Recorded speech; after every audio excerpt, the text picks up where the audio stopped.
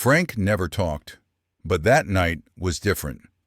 While listening to pilot traffic control conversations on the radio, he unconsciously murmured his old call sign, Viper 7 requesting clearance.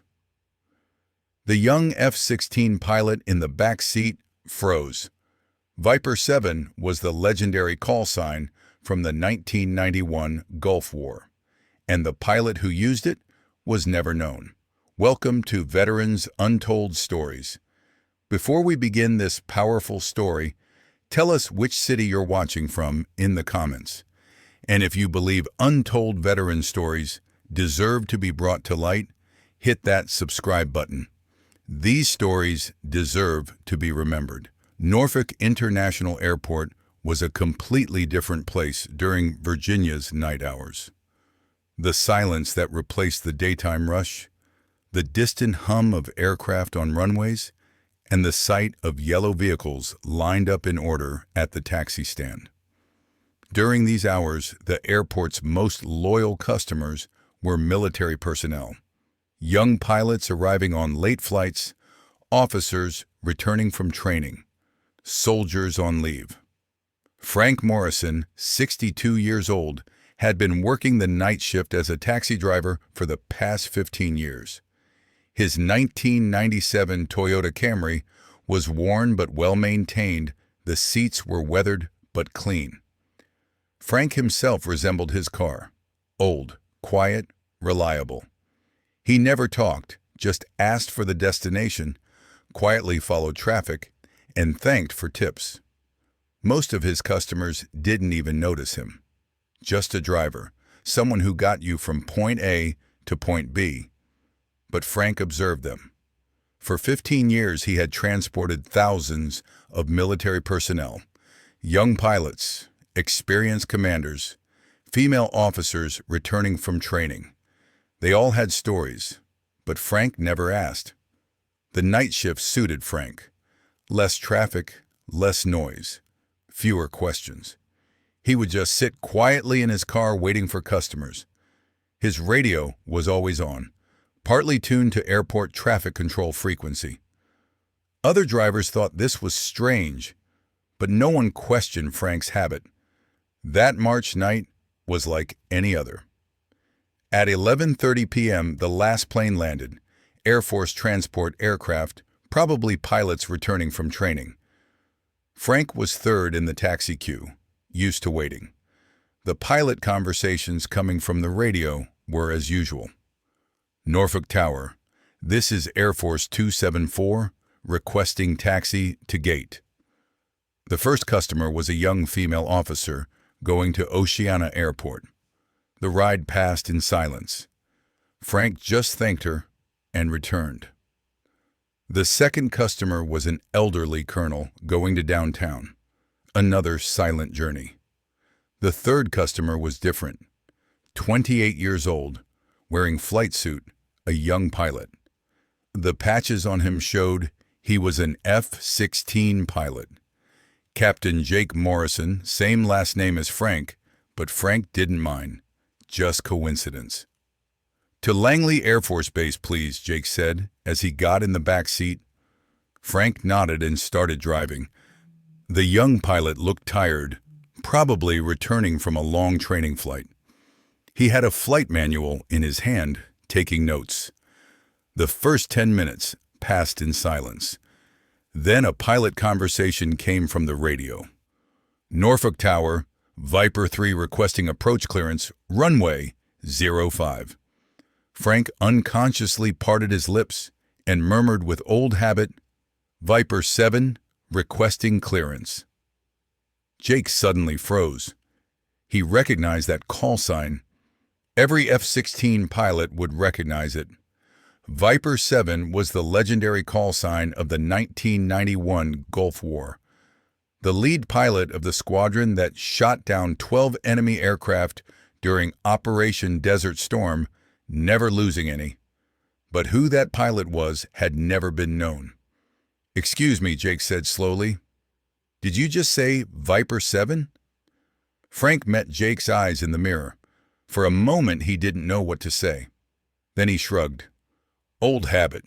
listening to radio conversations. No, Jake said, excitement in his voice. Viper 7 is a specific call sign used in the Gulf in 1991. Do you know that pilot? Frank remained silent for a while.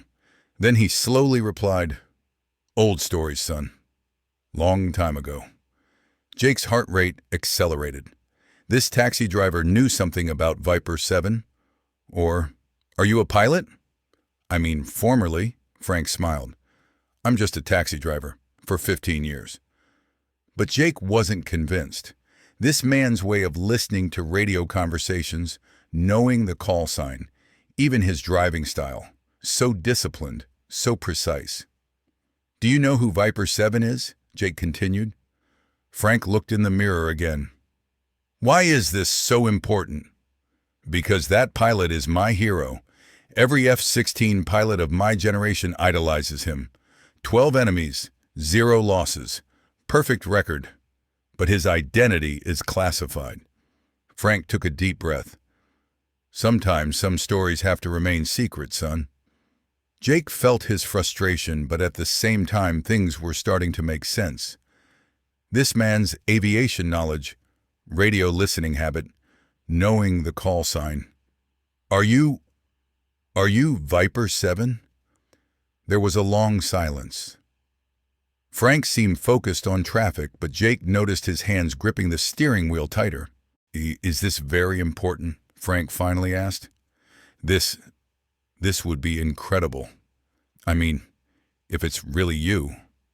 Frank slowly pulled over and parked. He turned off the engine and turned to Jake. Son, some stories aren't for telling. They're for living. Some people don't fight to be heroes. They fight to do their duty.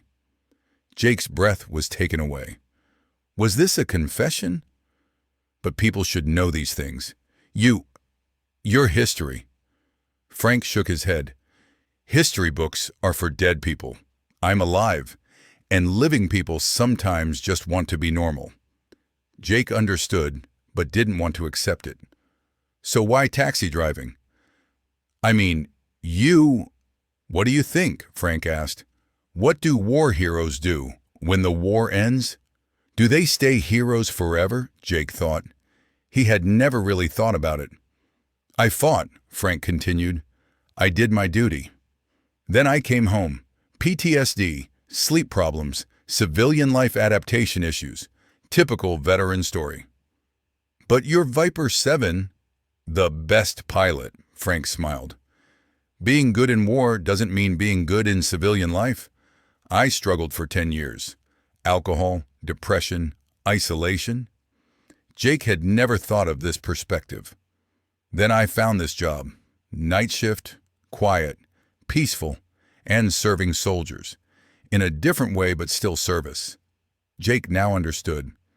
You're still serving in a different way. Exactly. Every night I serve young pilots, soldiers. I transport them safely. Not for fame, not to be seen. Just because it's right. Frank started the engine again. Now do you want to go to Langley? The journey continued, but the atmosphere had completely changed. Jake had moved from hero worship to respect. Sir, Jake said, may I ask you a question? A technical question? Frank nodded. How do you prevent blackout during high G maneuvers in the F-16? Frank automatically answered, set the G-suit properly, apply breathing technique, contract abdominal muscles, and never sustain 9G for more than 15 seconds. Jake's eyes widened. Only experienced combat pilots would know these details. Sir, how do you know this information? Frank didn't take his eyes off the road. I might have learned it from the internet. No, sir. This is specific knowledge. Requires combat experience. Frank smiled. You're very persistent, Captain Morrison. Morrison. Wait. Jake's brain was working. Morrison's surname. I'm Morrison, too. Frank pretended to be surprised. Coincidence? No, it's not. Military families often share the same surnames. Could you be related? Frank was genuinely surprised this time. Which Morrison are you? Captain Jake Morrison. My father is Colonel David Morrison, retired. My grandfather, Frank Morrison, missing in the Gulf War. Frank's hand on the steering wheel trembled. This couldn't be possible. What was your grandfather's full name? Franklin Joseph Morrison. They called him Frank. Born 1959, disappeared in the 1991 Gulf War. Frank slowly pulled to the roadside. His hands were shaking. Jake, he said slowly, did your father ever mention your grandfather's call sign?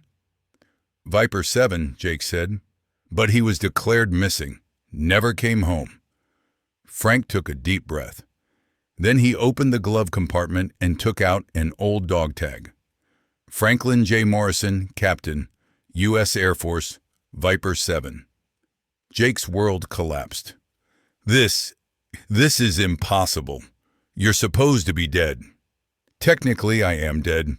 Officially missing in action. The real Frank Morrison died in Iraq in 1991. But you're here, Frank told the story. Shot down behind enemy lines, captured, tortured, escaped after 2 years. Since he was officially declared dead, he couldn't return. Had to take a new identity. 30 years of secret life. But why didn't you contact the family? Because Frank Morrison died.